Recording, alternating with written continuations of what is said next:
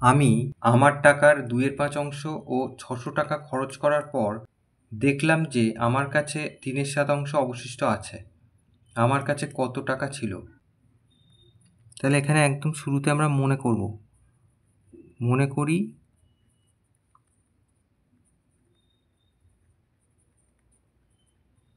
আমার কাছে x টাকা ছিল।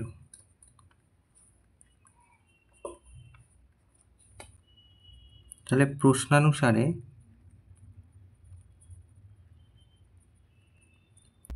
এই যে আমি 2/5 খরচ করেছি, তার সাথে 600 টাকা। তাহলে এটা এক্সের 2/5 হলে কত হবে? 2x/5 এত অংশ, তার সাথে 600 টাকা খরচ করেছি, আর আমার কাছে এই 3/7 বাকি ছিল। তার মানে এক্সের 3/7, তার মানে 3x/7। তাহলে এই 3টে টাকা যোগ করা মানে আমার মোট টাকা, তাহলে সেটা এক্স। তাহলে এবার আমরা সমাধান করে এক্সের মান বার করলেই উত্তর হবে।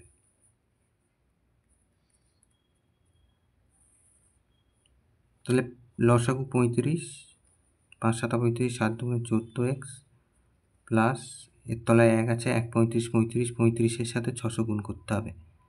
5 6 30 সাথে 3, 3 6 18, 19 20 21, তাহলে দুটো শূন্য প্লাস 5 7 35, 5 3 15x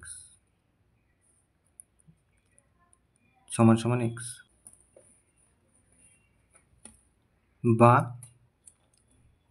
14 আর 15x, 14x আর 15x যোগ করব 29x প্লাস 1 2 3 তলায় 35 সমান সমান x, বা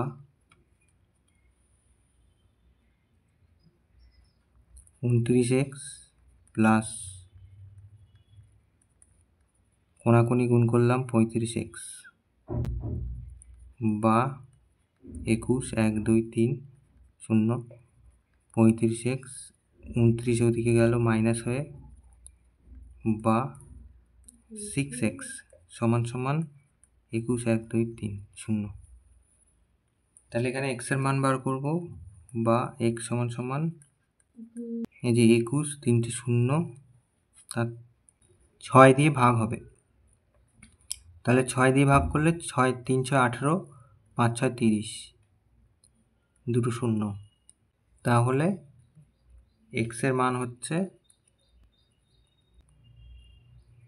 3500। তাহলে x আমরা ধরেছিলাম কি? আমার কাছে মোট টাকা ছিল x টাকা, এই যে। তাহলে আমার কাছে 3500 টাকা ছিল। অতএব আমার কাছে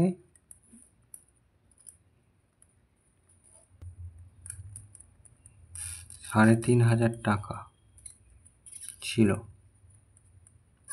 এটা উত্তর।